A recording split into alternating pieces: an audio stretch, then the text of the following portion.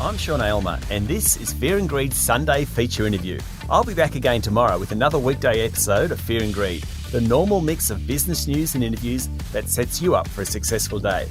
In the meantime, enjoy our Sunday feature interview.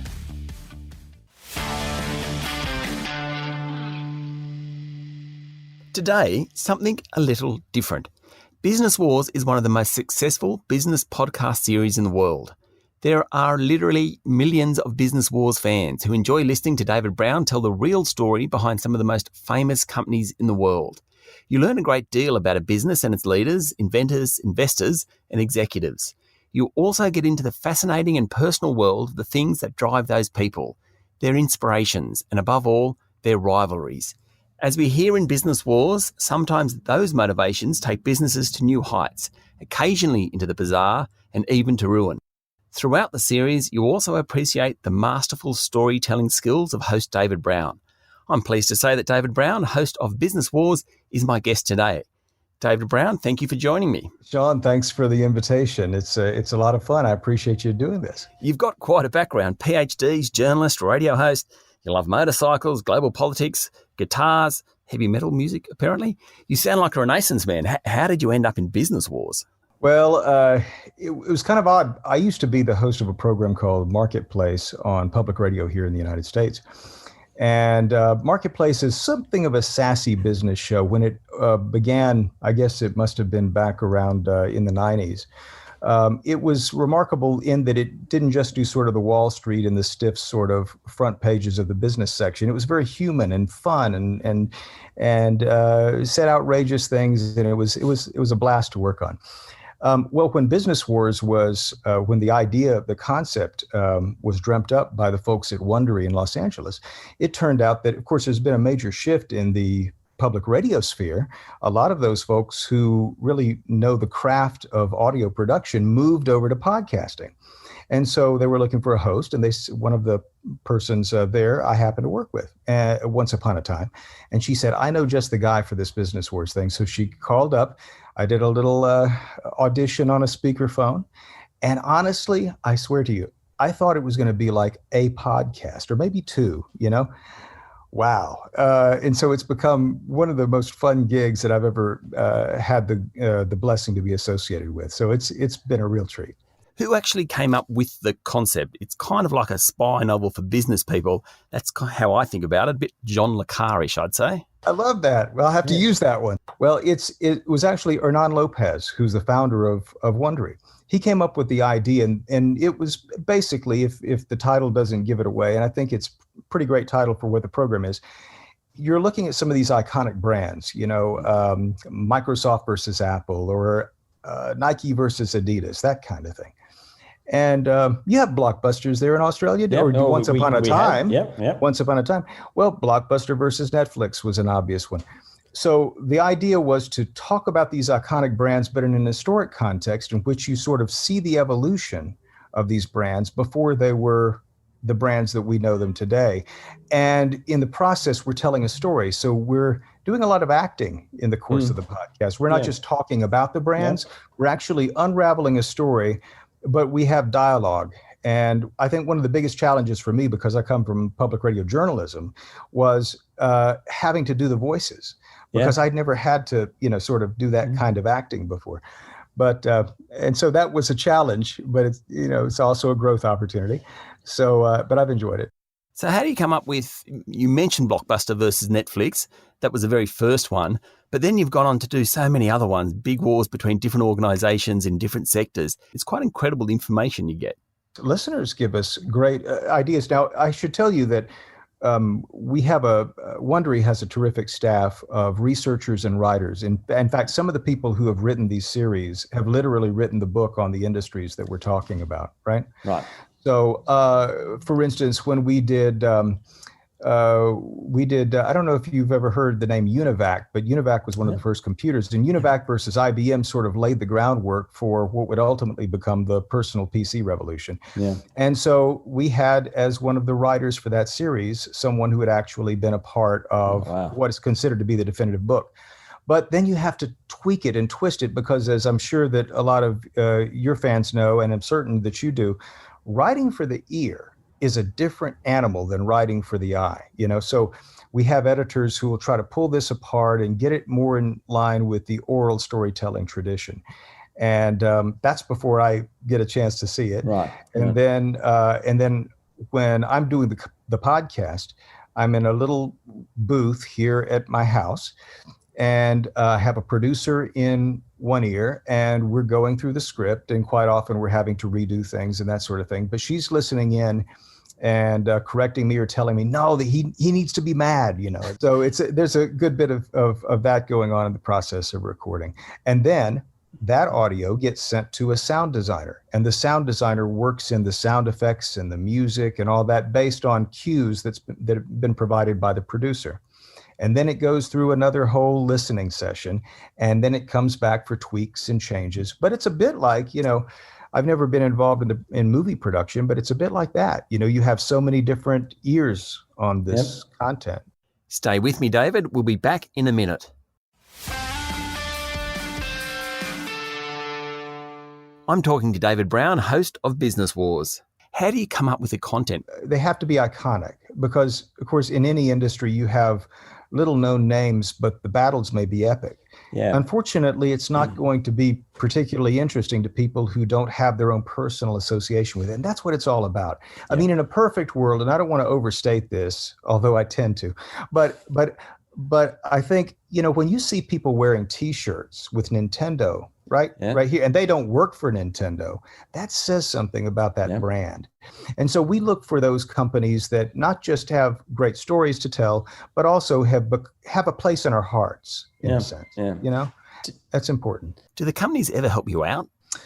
No. I bet they don't really like it. Well, that's a good question. I don't know of any that have actually protested or have actually, but no, we try to sort of insulate ourselves from, and this is another important thing too, because if you look at corporate biographies, these sorts of glory tales of how a company got to the top, quite often they leave out a lot of the gory details.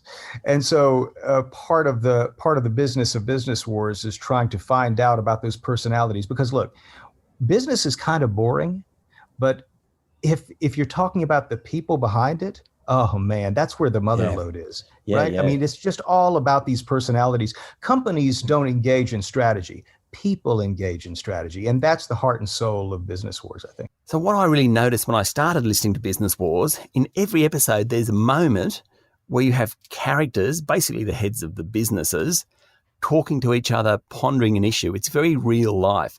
And there's almost a seminal moment where they have to make a decision. They go left or they go right. What am I going to do? It's very, very real. The people are very real, I suppose.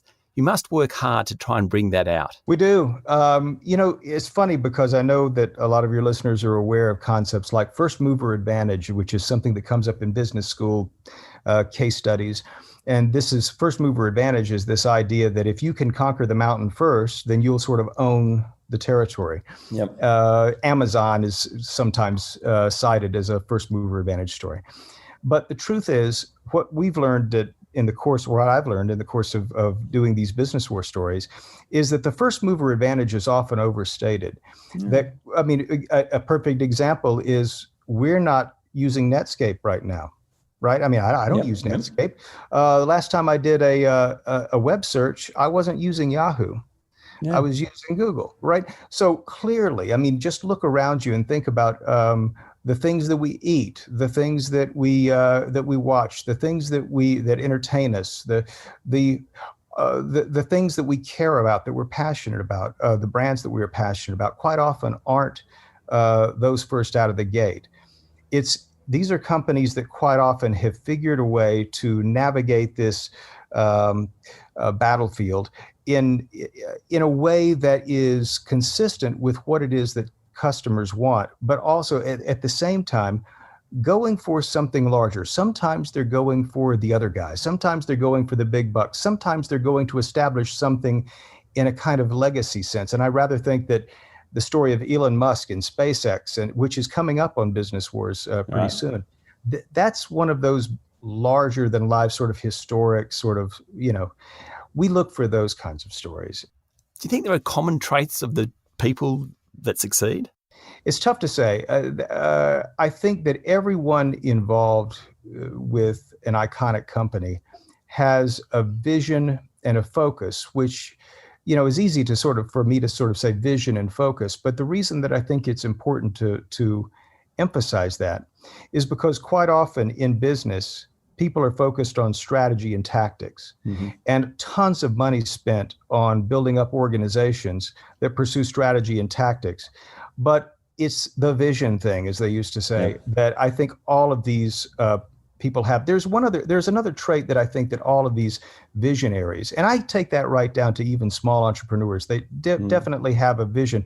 I think that a lot of the successful visionaries learn to understand that resistance is an opportunity, or at least a signal that opportunity exists. And then how they capitalize on that opportunity kind of distinguishes winners from losers. So with several of the podcasts, as they go through the war, you can actually see each side trying to work out what the other is doing and not really knowing. And often both of them are on a knife's edge about whether they're going to make it. But it sort of highlights your point here. It's about resilience. It's about beating the odds. I was thinking about, I don't believe Southwest Airlines flies to Australia, but not yet.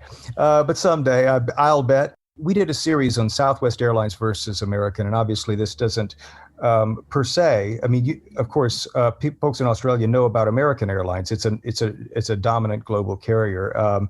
But an interesting little side note to this, and one of the reasons why I think Business Wars has a somewhat universal sort of feel to it, is that what Southwest did when it got penned in by leaders at American who wanted to keep this little airline down, it took advantage of the fact that American had come up with a whole string of governmental regulations.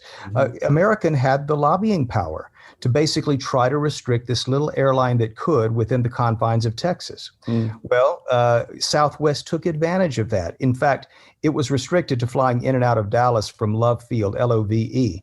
But it took that and ran with it and turned Love into a brand. And so these days, the Love airline is Southwest. And in fact, Southwest has now become a national carrier.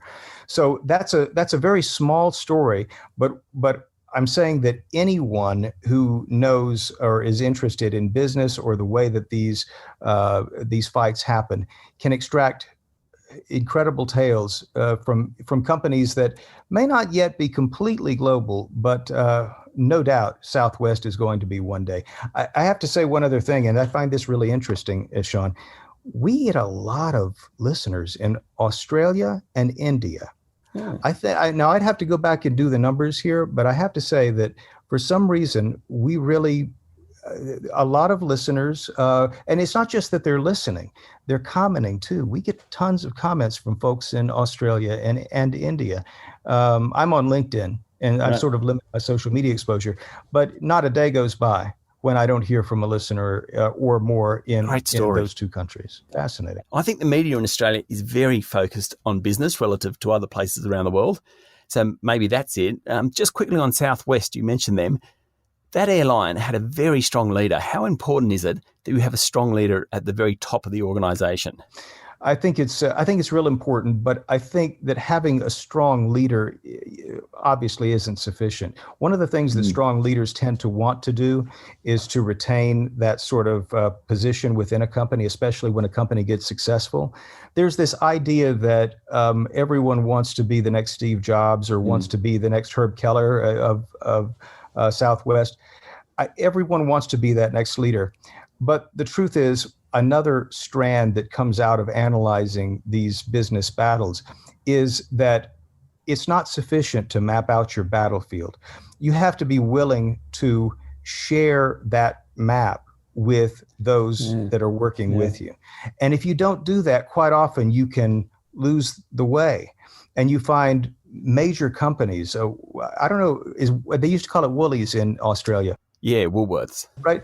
Here in the United States, it's non-existent, and people of a certain generation have never heard of Woolworths. But that's a perfect example of a company that lost its way because there wasn't a clear roadmap at that middle level of management, right? And so they couldn't seize on the opportunities that those individuals were perfectly situated to capitalize upon. They just couldn't do it. Blockbuster versus Netflix is another perfect example of that kind of dynamic happening. We'll be back in a moment.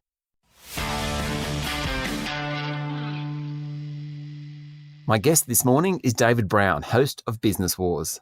So what are your favourite business wars? Fender versus Gibson comes to mind. Yeah, but that's personal. That one for you. Yeah, it sure is. I'm a guitar player. I'm looking at one or two right now, and wanting to get one out. Yeah, I love Fender versus Gibson, and that's we were talking a little bit about first mover advantage. That's another example of how it's not sufficient to be a good first mover. You've got to get it right again and again and again. And one of the interesting things is there a winner between Gibson and Fender? Yeah. You could say that maybe no, but that's because both companies have done so well in challenging each other over the years to improve the caliber of the product. And so Gibson and Fender is one of those that still waging wars. Pizza Hut and Domino's, McDonald's and Burger King, Adidas and Nike, FedEx, UPS, I think you did them. All of those, they've probably become better as a result of the war. No question about it. I mean, Domino's was inedible by some accounts for quite a while, but in fact, it was realizing what they had to do to survive. And that was made apparent by the fact that Pizza Hut was almost untoppable. Neither company really embraced social media as it should have, but when Domino's did finally wake up to the fact that something was going on social media about their company, they realized that their product, they had a choice to make. They had to either admit that their product wasn't good. I mean, just it wasn't tasty, as all of the haters were saying online. Yeah. Well, I say that they had a choice to do that or not. No, it really ultimately at the middle level, people who were sensitive to this stuff realized that they didn't have a choice. If they wanted to survive and ever have a hope of topping Pizza Hut, they would have to embrace the hate. And that's what they did. It started an epic campaign, an ad campaign globally, in which Domino's said, no, we stink, but we're going to get it right. And we challenge you to check us out again. And it revolutionized the company. And within 10 years, Domino's was the #1 selling pizza brand on the planet. And it still is today. The people that had the license down here also have it for France and Germany and Japan, Luxembourg. And it's one of the best stocks on the local market in the last 5 years or so. Incredible. So just before we go, what have you got coming up? Tesla, obviously, or Elon Musk at least. Well, yeah, let the cat out of the bag there. Jim Beam and Johnny Walker are coming up as well. Yeah, we have some of the college testing companies that are on the line in our Wondery Plus series. So yeah, we have some pretty exciting ones. I don't know. I think we recently concluded the denim wars with Levi's and Wrangler jeans, and we're just finishing up this is not a typical business war, but it's the war among the brothers of the Gallo wine company. Boy, it's a family war, but it's a bloody war too. It's a really interesting one. You have Gallo wine there in Australia. Look, I was actually looking at that episode this morning, and I don't know if we do. I bet you do, and you don't even realize it. These guys are monsters. They're huge. Yeah, absolutely. Yeah, but Australia has wonderful wines. So we're very proud of our wines. Anyone interested in wines and the wine industry will absolutely eat up the Gallos. David, thanks for speaking to Fear and Greed. Sean, thanks so much for taking time to talk. Appreciate it. That was David Brown, host of Business Wars.